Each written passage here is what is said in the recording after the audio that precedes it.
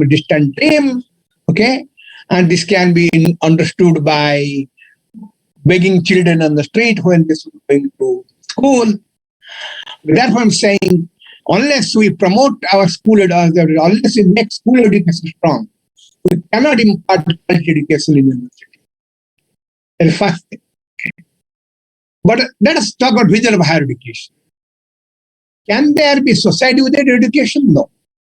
Education is a more dynamic aspect of society. So this is the world in which a lot of questions are posed. This is a consumerist world. This is a world where all the it questions a lot of problems before it, societal problems, and we have a lot of challenges before it. And inability to solve the problems reflect the problems in education society. We are not able to solve many problems. Any discussion needs to be context of our vision of higher education that expands society challenges and opportunities. And what is education means here is view of access, equity, and accountability. So not only education has to be accessed by everybody, it has to be equity in distribution of people, and access, equity access, and accountability. And as you know, the corona pandemic, equity is gone completely. Okay, there are many people, many students in this country who don't have laptop, don't have any smartphone, who cannot access the education today. So we must have to be conscious about that, and maybe society has to come up together and at least provide smartphones to all the needy children who need to be taught in this corona pandemic. Corona pandemic is going to take a long time, at least by end of this year. And then accountability. The accountability is important. Any university has to be accountable to the people of it. What money they have received and what they have done. Okay, that is very important, accountability. But what is society's vision? Should be vision for education to be society vision. What is society vision is education vision. Okay. India is unfortunately segmented feudal in outlook. Professional declined rapidly in commitment and talent.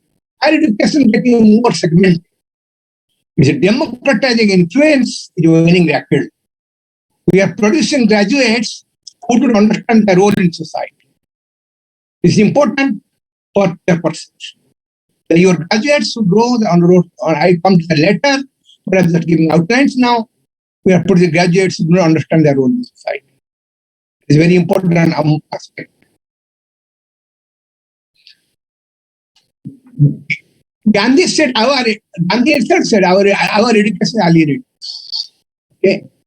And still alienating for our underprivileged tribes.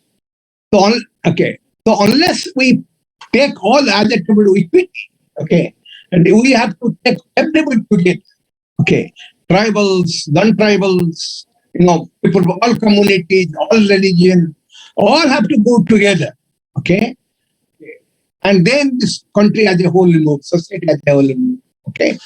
So there should not be much divide between people of different caste or religion region and all that. But that still exists in India. Okay, this people you see a person from north, a person from south, one from center, from east or west of the country. There's a lot of disparities between the people. Okay, education, many of all aspects of education. Formalistic, many feel no link with their lives. Okay, the education is linked with their lives of the people. Reflect the functioning of this reflect the functioning of our education institutions and education as a whole also. Okay. After independence, two major shifts in policy took place. Academicians are controlled by different laws, and non-academics have little idea of what is needed for higher education. Many people equate education to a factor of his work. Education is not a factor. University is not a factor. You cannot measure productivity in number of hours of work and what is the output. It's not a factory. Okay, like producing crop in the field, or minerals from mines, or steel from steel industry. So it is an investment. Human resource development is an investment, not an expense.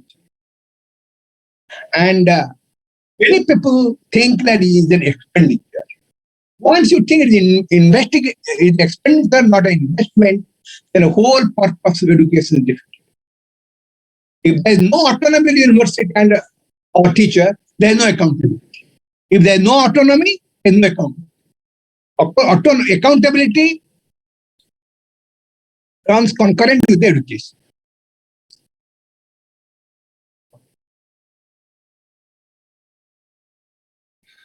Many people are the psychopaths of those in power. These are all academics. We can, not nobody else but academics.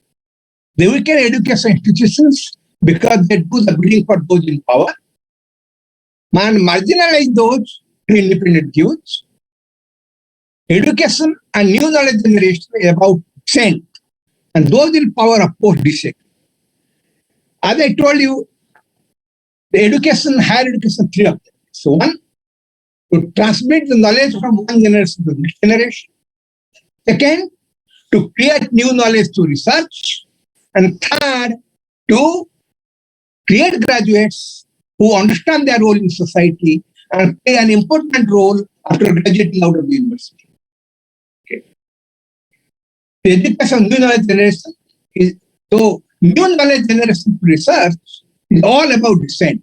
Okay. You see, Charles Darwin faced so much problem with research because he came up with a theory of evolution that went to conflict with the theory of the church of creationism, that God has created everybody. Man is not evolved from smaller, lower form organisms, or they said is created by God. Okay, it's challenged. Okay, so many people in this country, in this world, have been sacrificed or killed. Many philosophers have been killed.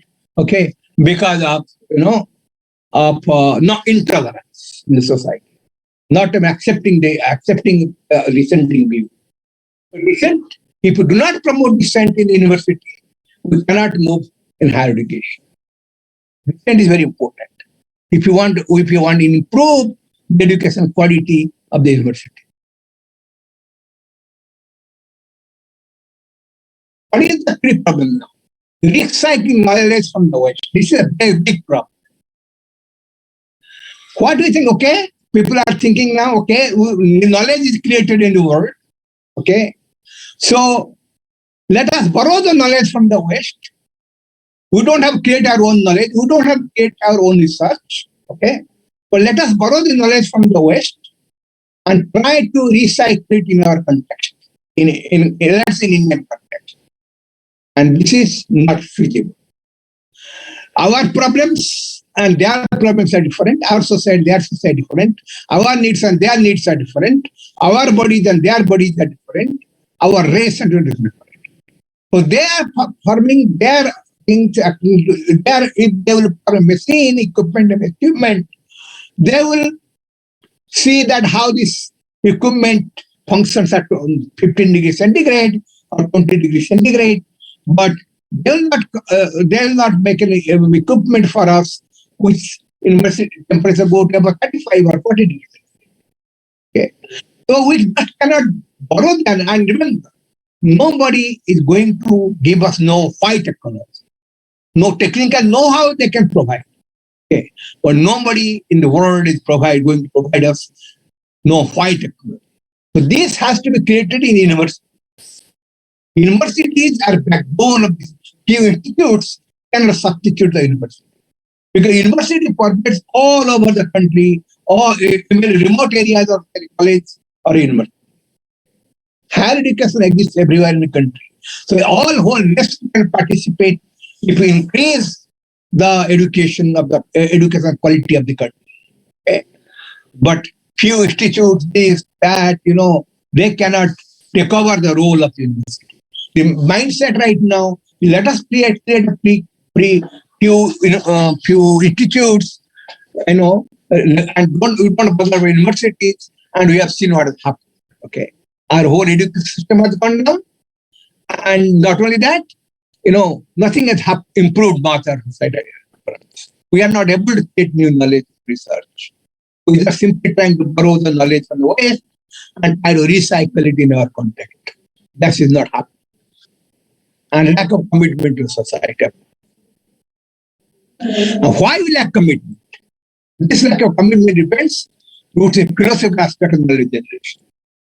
Loss of value of ideas in society for a long period, loss of independent vision of society. Content to borrow, as I told you, we are content to borrow ideas from the West and recycle it in our context. This is the real problem that we are facing of our policymakers, and many other people. Often we go for non-solutions. This creates space problems for society. So several values created by our institutions are mostly individualistic, undemocratic, and consumerist. Much of our current research is written in an elitist framework. Even that with emancipation of the poor, also written elitist framework. This mindset has to change completely. Okay. What a role of higher education, as I just told you? Passing passing on knowledge to next generation. Generate new knowledge to research for societal development. Unless we focus on both the part, number one and number two aspects, the university perception, university as a whole cannot go up. I'm telling you some philosophical points that each university must think of if you are thinking of increasing the peer perception. Generate new knowledge to research for societal and social advancement. Education stands for humanism, for tolerance, for reason, for the adventure of ideas, and search for. Okay? And we have to work, okay, as much as possible to achieve these objectives. Does higher education impart dynamism to society? And I told you, there are no known limits to knowledge and truth. Knowledge generation, truth, then search for truth, search for knowledge. There are no limits, no limits. Sky is the limit. Okay. So therefore, more than number of people. We are talking about why so many people are studying, what has happened to so many people, our education has become, free and, this is all nonsense. Okay. I went to America once. Okay. They asked me, why don't you? There are many people in India, Indians. Why? Okay, Indian education system is not promoted, is not going up because the students are having free education. That's nonsense, actually. Okay. And I asked them, if you have to follow somebody, we have to build our own education society. We don't have to follow others. And the country must not follow others. We should not copy others. And I told also, if you want to copy somebody, I can copy German system. Education completely free. And Germany is also doing so great in science and technology and education. So, therefore, India has developed its own framework in a societal context, how it has to proceed in education. So, therefore, don't be carried out by many propaganda that is going on. That many people are studying, a lot of people are studying, why is job for people, because we are not able to, our graduates are not able to get job, because we are not able to provide the quality education. That's it. So more than number of people, remember, more than number of people at the cutting edge of higher education and knowledge generation is better for us. Because societal advance will take place only if we have better new knowledge generation, new research. Okay? And that's what it is. And remember, globalization is a big challenge for us. Because it directs us to get knowledge. Because globalization has, putting many problems before us, and we have to solve them. Okay, and therefore you have to create new solutions. This is true for all fields, social sciences and natural sciences. New scientific and technical knowledge is needed to face the growing problems and affecting mankind. Okay. And this is also important. Not only social science, we need a strong scientific commitment of society. Okay, scientific commitment of society, and new scientific technology, and understand the problems the university faces in the countries. But we do not know how to produce talent systematically. So numbers of important is not gonna. Okay, we'll not talk about it. So, sorry to interrupt. How long will it take, sir? I'll finish in 20 minutes. 20? 20 minutes more? Sir, we have got question answer sessions. We'll start at 12:30. Okay. Request to you, please. Okay, because the perception has got different dimension. And we also invited other two experts who is well versed with that. Kindly excuse us for that. Yeah. So very important slides. If anything is there, then you can please quicker on it. Okay.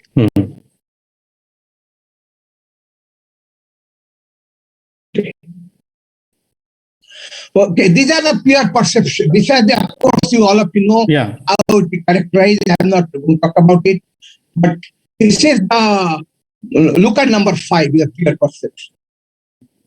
Okay, pure perception in college is 0.1%, but for university it is much more. Okay, so pure perception is very important for university. So as I told you here, the perception is 0.1. Okay, but out of 100, okay, out of 1, but 10%, but for university is much more.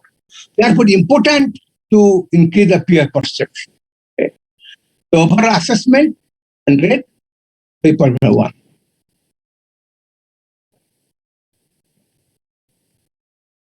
So you can, if you can see, peer per employer academic peer 100 marks, okay, out of which comprehensibility and how this perception generated.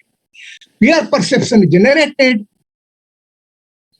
by the NIRF has made some ranking of the universities, and therefore they ask different assessors, okay, how do they rank the universities, and this is done by making a survey. Okay, they ask, they make a quality, they prepare a comprehensive list, and then ask people, okay, how do you rank in the university?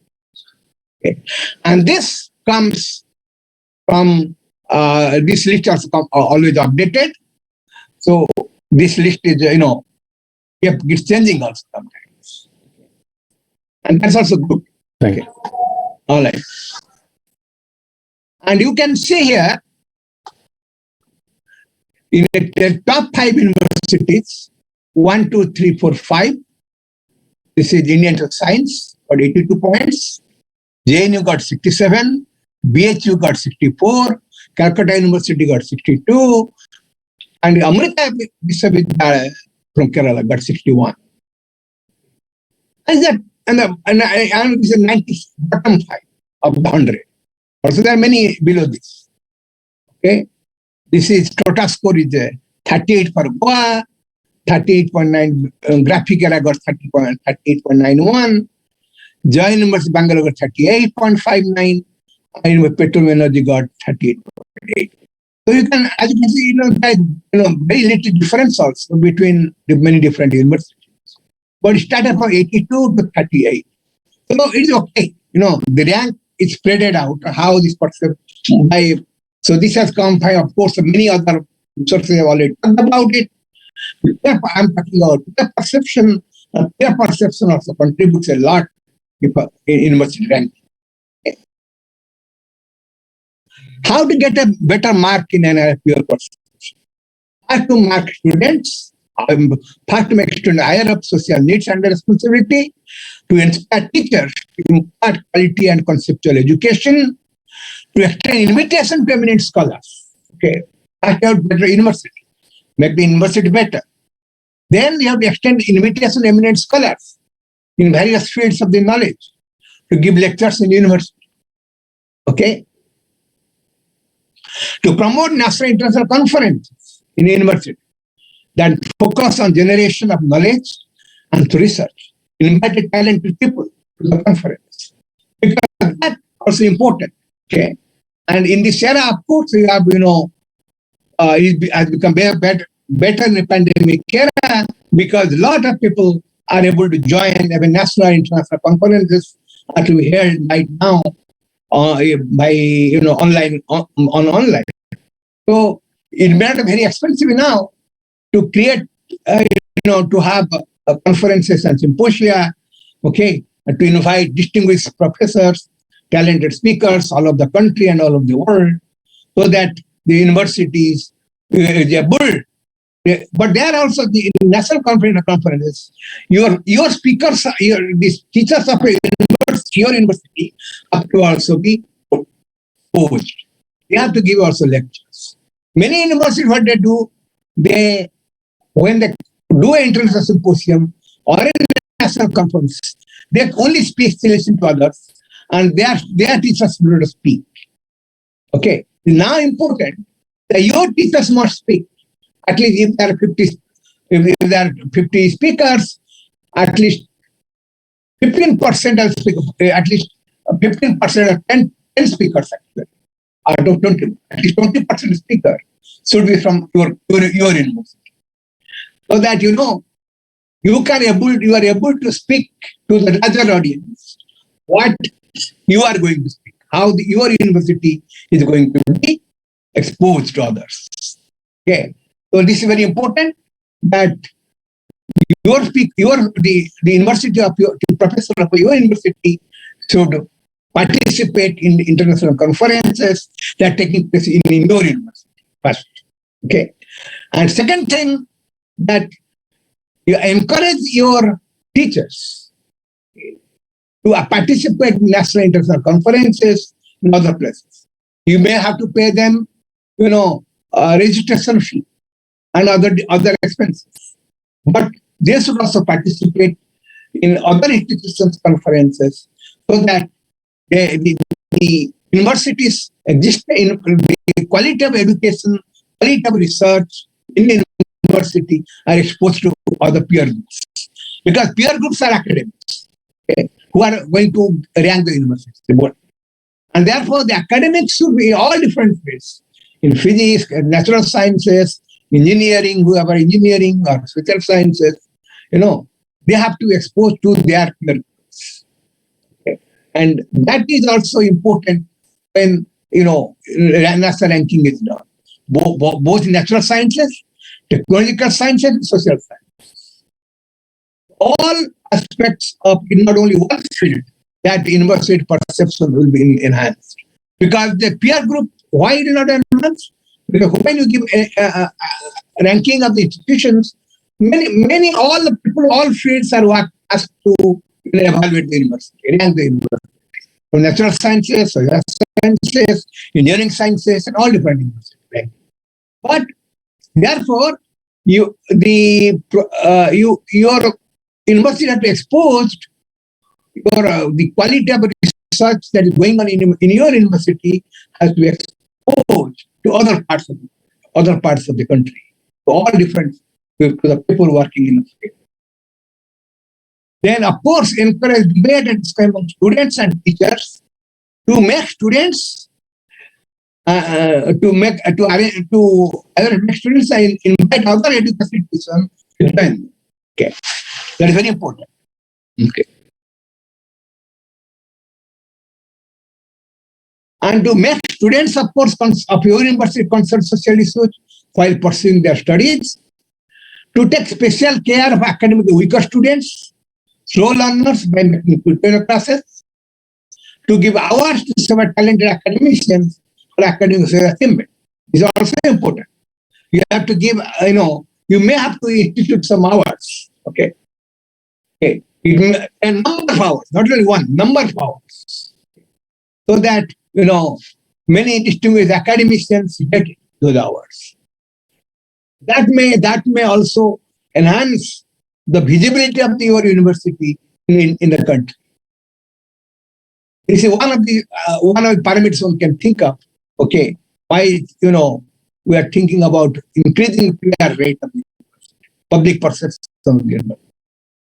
Increasing research infrastructure in university, and of course have quality research publications, and that only increases the peer perception. And of course, the product of university, the students, what are they going to rank? Where are they going? Even, how many of them are getting qualified? Also, those who are sitting in APS examinations or Indian Economic Service or any other Indian Forest or any other service, or even Agriculture Scientific Recruitment Board. There are also a lot of. So, how your students are getting placed in different competitive examinations. That perception has to be there. Not only that, it has to be advertised in the website. Okay, that yes, this is the number of students, and these are the people who have they competed, and these are the people who are selected in PPSC or Indian Economic Service or Indian Forest Service, and so on and so forth. This also gets a peer perception. Yes, that shows the teaching standard of the university. Okay, one is the research standard of the university. I told you, you have to upgrade the infrastructure for research. Okay, and research infrastructure, and that only then, and not only that, appoint quality teachers. And appointment quality teachers are very important. A chancellor can only maintain the quality of education and teaching learning process by appointing quality teachers. Please do not compromise in hiring quality teachers. No other considerations should come while appointing a professor. Only merit should be consideration while appointing a professor. Of course, you have to take social needs, social issues. That's different story altogether. But whenever you appoint within your limits, you must appoint a quality person to the best performing teacher in interview. Okay. And that teacher should be able to give a quality education to your students, and then only those students can stand out in the education sector. When in the they will be able to outcompete if they get good teaching, good studies, then only, and that teaching is good, only they have learned better, they can of course do a better job in UPSC examinations or any other examinations possible, and go well in the society. That also creates a peer perception. Therefore, you have not only have to increase research infrastructure, but also you have to hire good talented people. And disseminate the publication information, whatever is publishing, to several universities and academicians, and also, disseminate national conferences, and put them in your website. These are important. Put them in your website too. Whatever important publication the university has. Okay, that's very important. As I told you, encourage teachers to participate in national conferences. Now, alumni. Alumni play a big role in shaping the peer perception of the university. As I told you, how your teachers are, how your product, alumni university have to play a crucial role to increase public perception. So, product of the university, it's alumni. Just like a factory is understood, by its quality of publication, quality of product. Okay. Similarly, alumni is the product of the university. So they play a big role, in public perception. And not only that, alumni also, you can join alumni, distinguished alumni, to come and join your academic council, or board of studies, or anywhere, and to help the university move up further in the ranking. Therefore, if alumni do good, perception university also goes up. Okay. And always try to have a better NAC score. Okay. It's very important. If a better NAC score you have seen, a better NAC score, better is the score in NIR. So you must follow vigilantly all the NAC criteria, okay, how the NAC criteria is there. And of course, there is a research component, big research component there. Okay. And student progression is also better, it'll be better things. So what I mean, if your student progression is good in NAC criteria, if your research performance is better in NAC criteria, okay, then I'm sure you'll get a very good grade in NIR. Thank you, sir. Thank you very much. And Madam, could you please introduce the next speakers, please? Yes, sir. Yeah. Thank you very much, Professor Charan, sir. Please be online, sir. So we'll take up question and answers. Okay. Professor Pratipal Singh. Yes, sir. Yeah.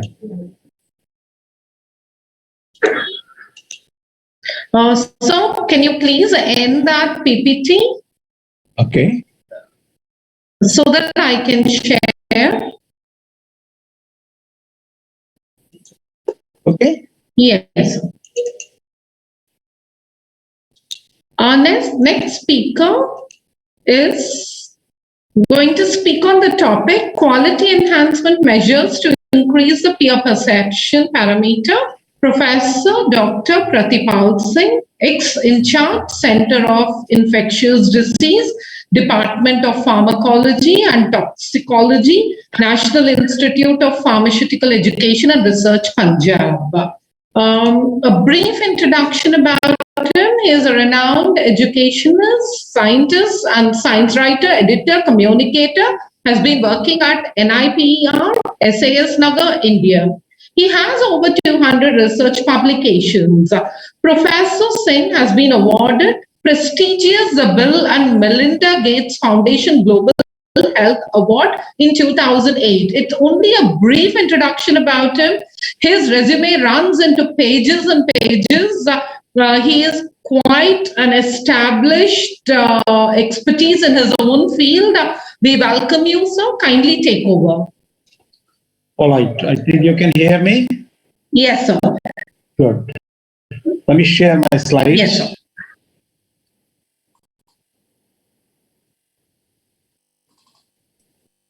Is it visible? Yes, sir. Good. Well, thank you very much, Dr. Venkatesh, for inviting me to speak over here. It is really a great pleasure to interact with a number of participants. And of course, it is a good learning to myself also.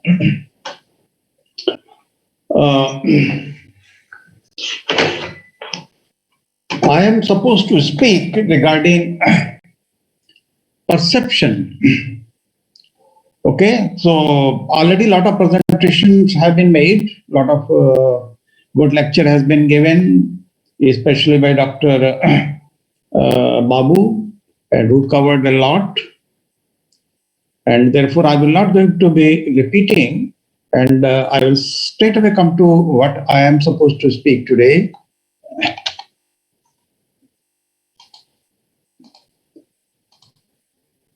Everything has been covered, of course. I wish I could have spoken, but let me come to my point, that is perception. Already we have heard about it. Perception basically means how you regard something, how you sense something. Well, simple example could be, well, when I say Massachusetts Institute of Technology sitting here, MIT, in Cambridge, Massachusetts, what kind of feeling it gives you? When I say Harvard University, when I say Stanford University in Palo Alto in California, where I had the chance to be there for a few years, these big names, I should say, convey a lot.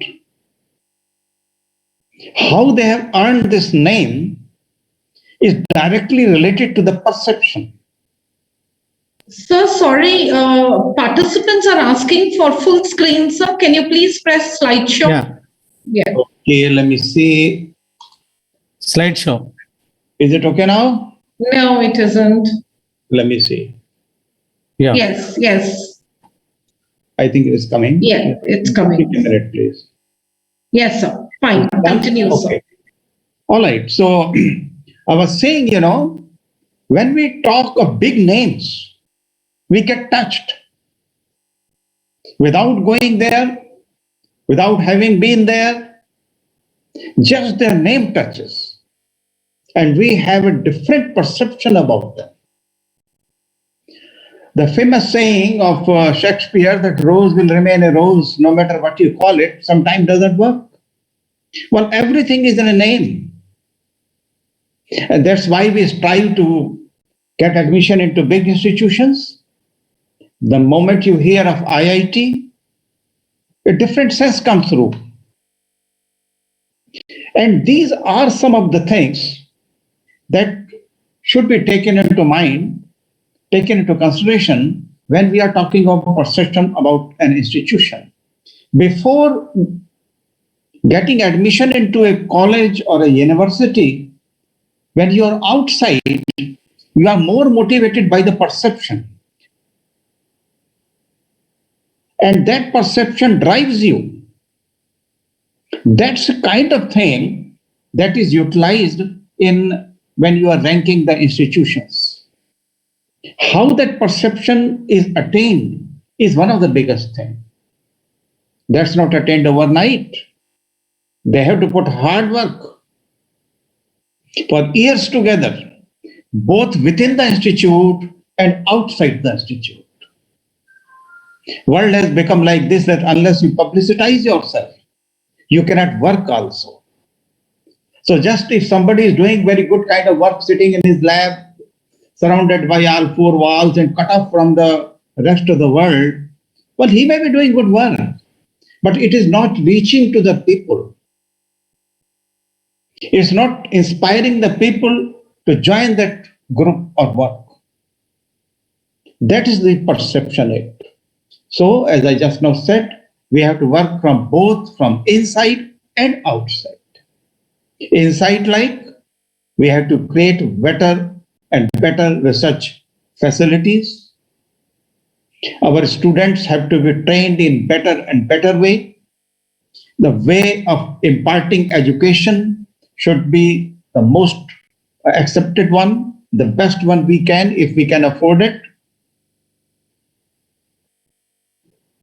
We have to organize a lot of events like exhibitions. Say, when young children come to schools, I remember around when National Science Days and all that were created, there was a reason behind it. I was working in Central Drug Research Institute in Lucknow those days, in CDRI, which is a palatial building. And if you see the building from outside, it is a heritage building. It looks like a beautiful grand palace known as Chhatar Manzil Palace. And it is situated near a river. And nearby is the university. So when I was in master's classes and all that, I used to pass across that road and in front of that building several times over. Always wondering what is happening inside that building. What is inside that building? What people do inside that building? What kind of work goes inside that building? But soon I think government realized and they created National Science Day, and it was decided to open the national laboratories for one day, one time in a year to the general public. Because those laboratories were funded by public funds, and therefore public had every right to know what is happening inside them. Maybe it is a confidential work. Maybe it is a very difficult place. It may not be a simple place. There may be some danger involved and things like that. But despite all this, government went ahead and those institutions were opened at least for one day. And thousands of students used to come over there. And we used to put our stalls over there. And I saw in the eyes of those, our young students, maybe high school, maybe in +2 or other classes, and what kind of questions they used to ask us when we used to show them some model, when we used to show them some experimental things. And from that day onwards, they start thinking about that institution. And when they go in higher classes, and some of them, those who want to do this kind of research, they were always attracted to that institution. Similarly, in our institutions also, we have to create this system that students have to get attracted. Practically every institution whoso is running, whatever classes they are running, wherever they are running. Because unless people know, they cannot develop some kind of perception of those institutions. They cannot regard those institutions regarding what they are doing. So this is one, like exhibitions, like scientific conferences. One institution, a very good one, is sitting in one part of the world. In India or elsewhere also in all the world, all institutions are not of the same type. Some are very good, some are not that very good, and some are not so good. But we give always a chance to others also to see. So students from different parts of India come to different institutions on different occasions. Maybe some master's student or some PhD student from some other institution is coming to other institution for presenting a paper or participating in a scientific conference or hearing for a lecture. It gives him or her some insight into that institution. He not only listens to the lecture, he goes around into the institution and develops his or her own perception about the institution. And this helps in building the perception of the institute. Then arranging various good lectures by eminent scientists. See, whatever part one laboratory is doing, we never know what is going on in some other lab. We only read some research papers about them and all that. But if very good scientists come from a very good institution and give lecture in another institution, all the students who cannot go to that institution, but the person who gives lecture, he only comes to that institution and gives a lecture and apprises and briefs the students about that kind of science and that kind of work that is going on in his or her institution. They get connected. They feel a perception about that institution. So that can be one way. And that way there can be n number of ways. You have to improve a lot of infrastructure of the institute of your own. I'm talking within the institute what you are doing. I will just come to what you have to do outside, but what one has to do within the institute. See, people say money is not everything, but just tell me, is there anything without money? So for making good institutions, you require good amount of money also. Money is very competitive these days, and therefore you have to compete with that. A lot of grants are there by CSIR, ICMR, DBT, DST, BIRAC, and n number of organizations are there. They give competitive funding. So you encourage your own scientists to bring a lot of money so that they not only get instruments and materials and things like that, what research work they are doing, even that is reviewed by others. And you could get to do only quality work in your institution. You train your students in that area. And when those students, when they go outside to other institutions, they are basically your ambassadors. And they communicate the perception, what they feel about the institute to others. And that way there can be many more things. In our olden times, think of Takshashila University, think of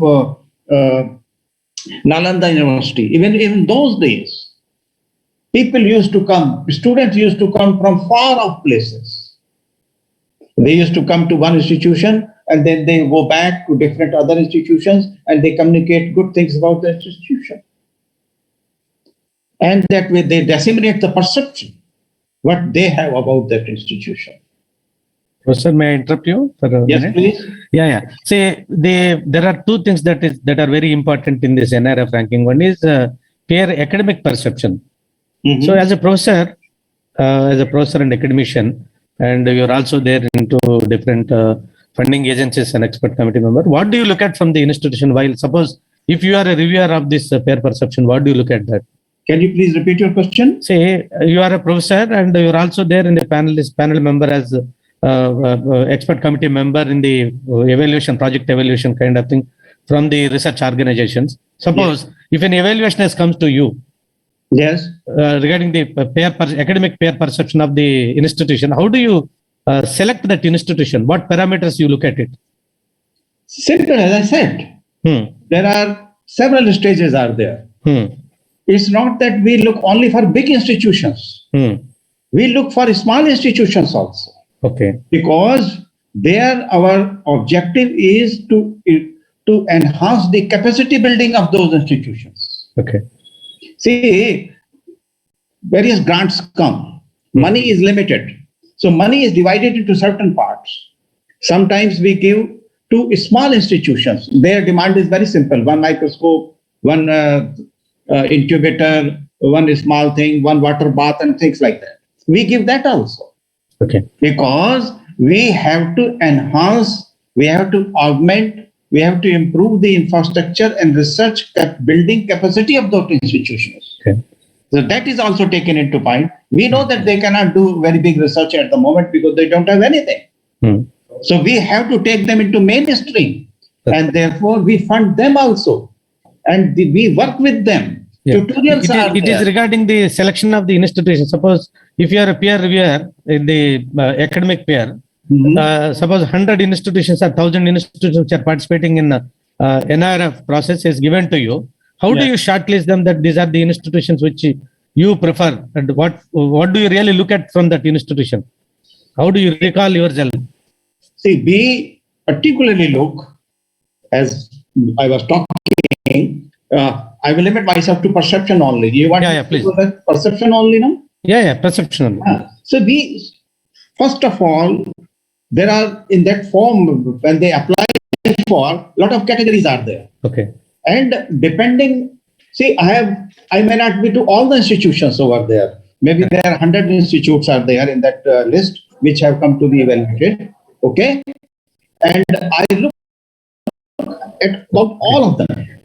Then, for many of them, I know a lot of things. And based upon that, I take a decision. Where I have not been, about them who I don't know, I go to their websites and then see what they are doing. What are their infrastructure? What are the staff position? What is their funding position? What are the number of students they have? And things like that. Then, sorry to interrupt you.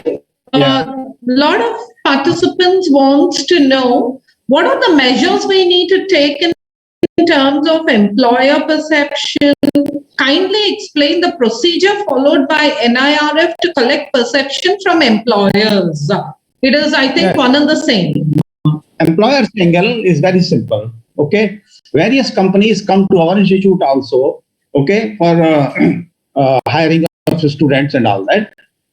They are given some information about the institute in the first hand.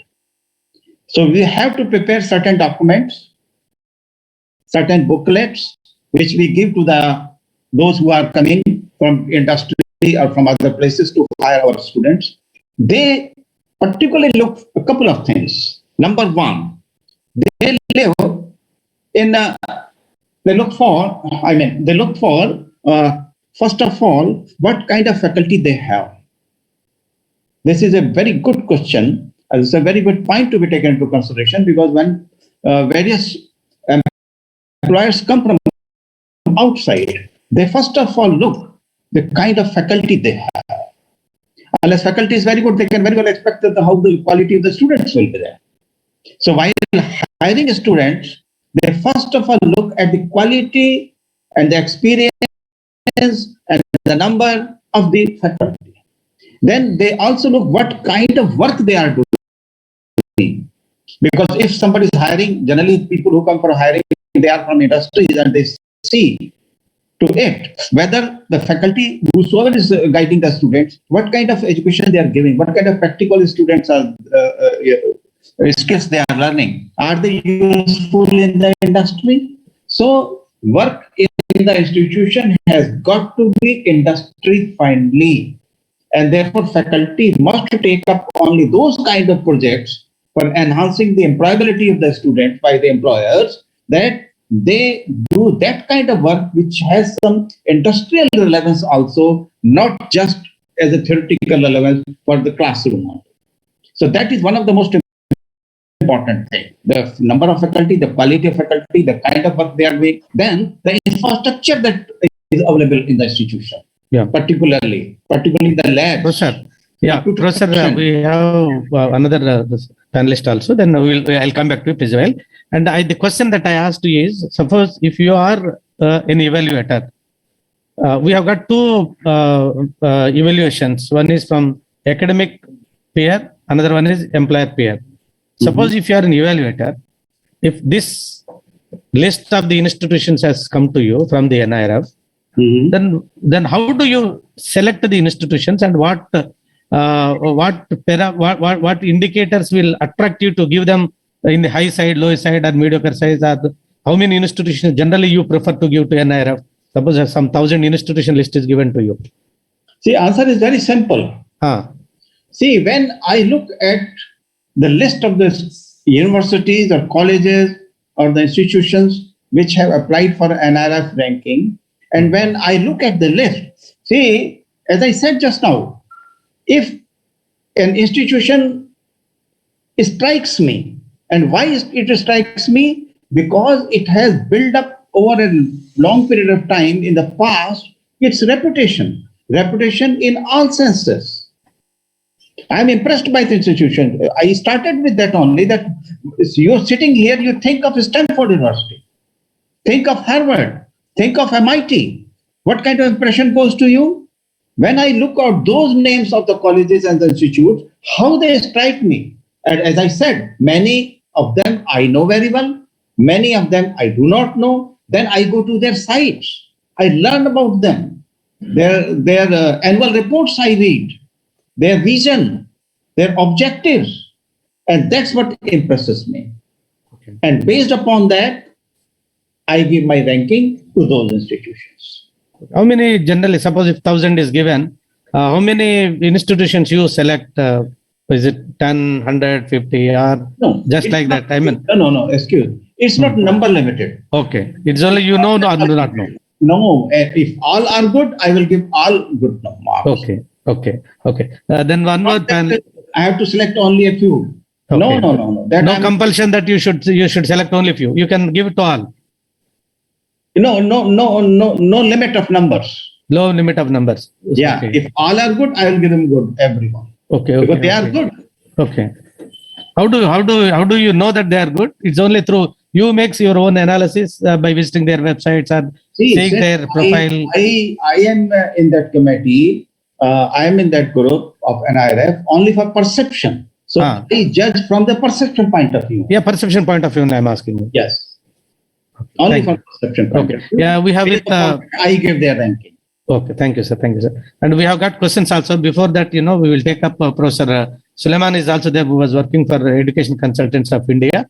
Madam, can you please introduce Professor Suleiman? Sure, sir. Yeah. So, he has got some inputs. Professor Singh, sir, can you please end your slide share? Okay. Actually, hello. Not much. I think one. Can you please end it? Yeah. This is all over. Yeah. Thank you. If you end it, I can share the slide. It's not ended. Yeah, you can go for the next speaker. No. You need to end it. Still, it is running. Stop sharing. Yeah, stop sharing. Done. Thank you, sir. Thank you. Okay.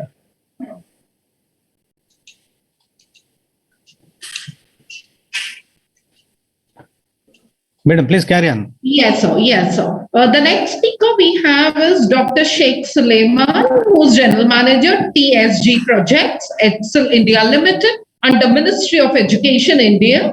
He is going to speak briefly on quality enhancement measures to increase the peer perception parameters. A very brief introduction about him. I mean, this is very less what I have put due to the time constraints. His profile was running into pages and we received it the last minute. But this is not the justice I'm doing. He will speak for himself. 16 years of teaching, research and extension experience, 10 years, 8 months of administrative experience, Best Division Award for the year 2009-2010, Best Executive Award for the year 2008-2009, prepared feasibility, DPR reports for different organizations like Ministry of Culture, NIRF, YMCA, and lot more. It's running into pages and we had very little time. So I could compile this much. He is going to speak for himself. Welcome on board, sir. Kindly take over the platform. Please unmute your mic, sir. Unmute your mic. Yeah. Thank you, sir. Thank you very much. First of all, I thank Venkatesh, sir, for giving me an opportunity.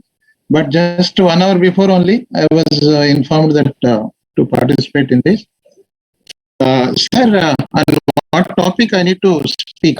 Actually now I know that you are working for EdScell and you have got a lot of exposure on international, national universities, admission process and perceptions. And I just we wanted to just give your exposure on what perception that our universities or institutions we have it in terms of international students, international faculty, because there is a diversity, regional diversity. Then we have got categories there in the NIRF where it attracts faculty, students from other countries and other students also. How our institutions, why we are lagging behind, how we can do that? Yeah. Okay. Sure, sir. Definitely. Good afternoon, everybody. I'm Dr. Suleiman, and already Madam mentioned me. In fact, I was a teaching experience in 16 years, and also the international division, that means placement of international students in Indian institutions. I have an experience of 16 years, and I was heading the EdScell India Limited International Division. I worked for 16 years. In 16 years, I organized 127 educational fairs in 45 countries. And also, I also visited more than 25 countries. So with this background, definitely I can give some hints to the universities and institutions and how they can bring the students from other states and other countries. First of all, let me know, I speak on the international students. See, in fact, our focus should be for the international students, the SAARC countries and Middle East and African countries, because the students are coming to India only from these three segments. So you need to focus on three SAARC countries and Middle East and African countries. Now, how to bring them? That is important. First of all, you know that the institution should be branded in the respective countries. How it can be branded? And you are aware of that. So nowadays, you should have a ranking system. Suppose nowadays everything is available in the net. So the students in different countries, first of all, they are checking the institutions, whether the institution is recognized by UGC, whether the institution is recognized by the respective statutory and regulatory bodies like MCI, Dental Council, and AICT, UGC, and whether they are having a NAC grade and NIRF ranking. So now the students from these countries are searching for the quality institutions in India. That is one part. So another part is that though your institution is very good, though your institution is having very good ranks and accreditations, but you need to identify in a foreign country. So that is also a long-term plan. You should have a long-term vision. It's not a one-day business. Suppose a good number of students coming from Nepal. So n number of institutions from India going to Nepal to brand themselves. But ultimately, the students, even the students who are sitting in the Nepal, they know which are the quality institutions in India. I cannot name them, but it is an open platform. I cannot name them, but the students from Nepal, I'm giving you an example from Nepal, and they identify. So ultimately, you know that even in Indian students are going to abroad, they are looking for not on the rank sometime in which university institutions are giving a maximum, scholarships. Professor, technical difficulty is there? You have technical difficulty? Okay. Then, Professor Pratipal Singh, sir, you are there? I think some difficulty is there with Dr. Suleiman. Market through social media.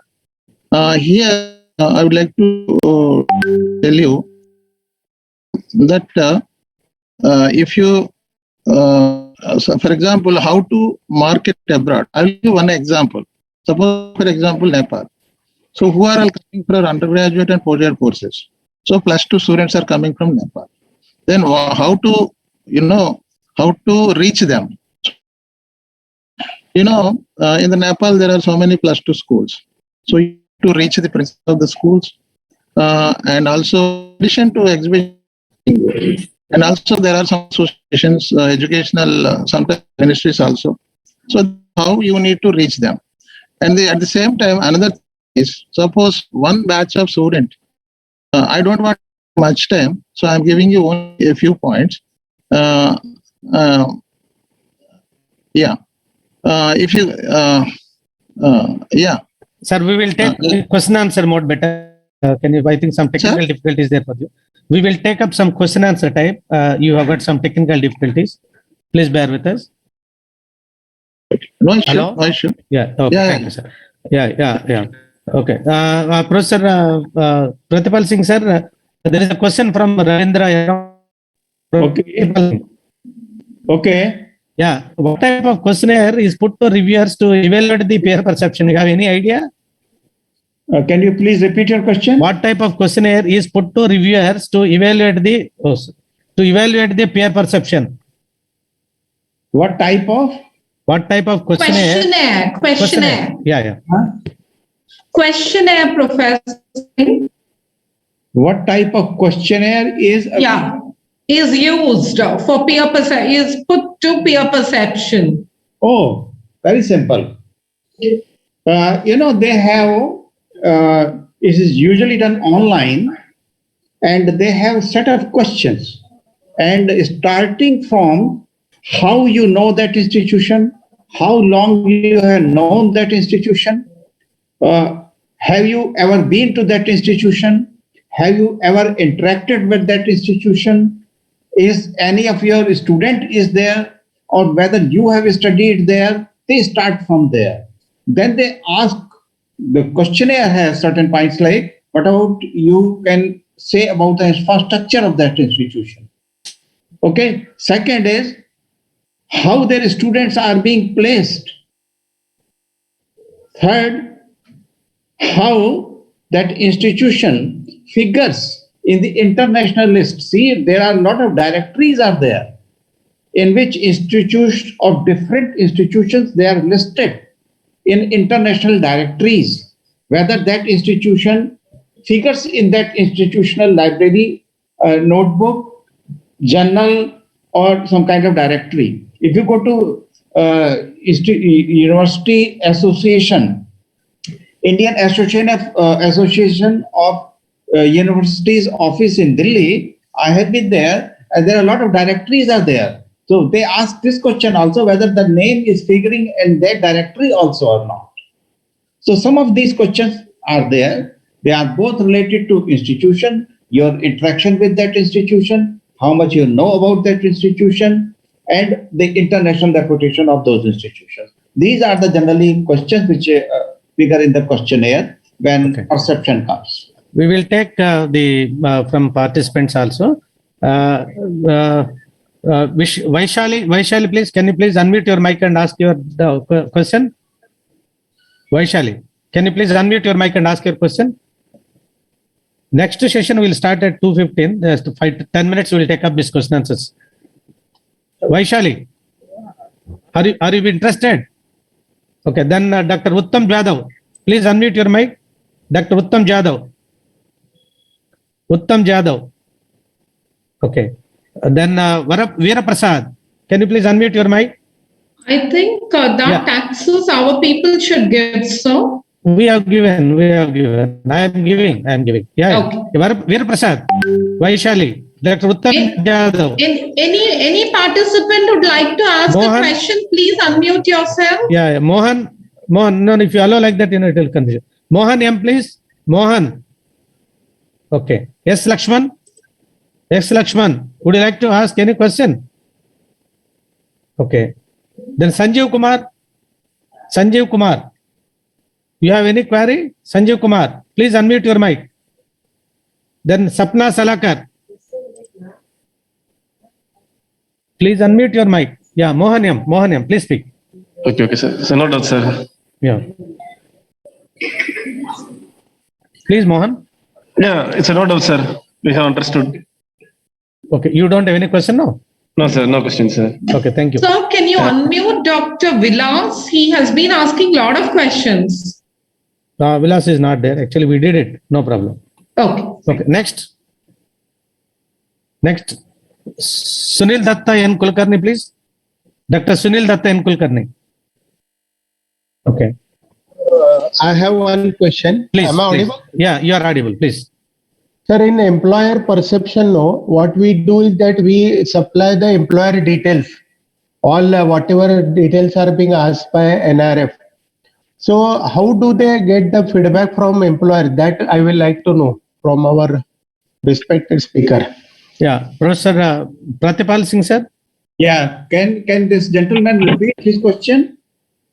See, actually, NIRF has, one second, I'll explain. NIRF has requested the institution to submit the details of employers, and they've already submitted list of the employers and what other details is asked to NIRF. So his question is how this NIRF collect for the feedback from these employers. Is it correct, Dr. Sunil Datta? Yes, sir, absolutely. Correct. Dr. Venkatesh, can you just repeat the last part of the question? How NIRF collect the feedback from the employers? The details of the employers is submitted by individual institutions to NIRF. It's already done. Yeah. So there was some fixed format that they have asked these people have submitted. But how do this NIRF take feedback from the employers? The list given from this institution only will take, or other institutions or other employers also will take? No, see, if the question is that whether whatever feedback has been provided by that particular institution, whether that only is taken into consideration for perception, or we take some from somewhere else, some other sources also. No, it is not like this. Whatever information is provided by that particular institution, that only is taken into consideration for assessment of perception. Okay, thank you, sir. Sapna, please. Sapna Salar. Dr. Sunil, please mute your mic. Yes, Sapna, please. Sapna, please. Sir, actually, I had a question in the last session. I raised my hand for the last session. Oh, sir. sorry. I'm sorry. Please ask your question. Yeah, in this case. What's your question? Go ahead. Sapna. Go ahead. Sapna. Okay, it's over. Okay. Then BV. Yeah, please ask, ma.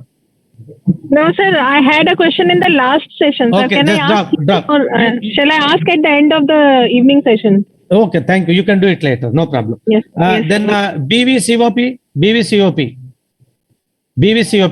Please unmute your mic. BVCOP. Okay.